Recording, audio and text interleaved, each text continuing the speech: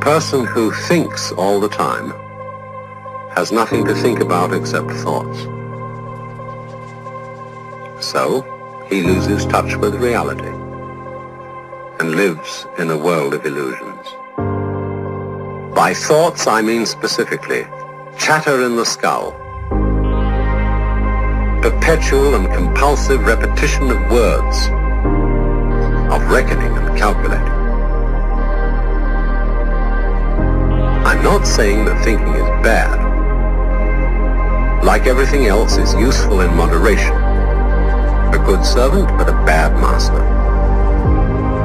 And all so-called civilized peoples have increasingly become crazy and self-destructive because through excessive thinking they have lost touch with the real world.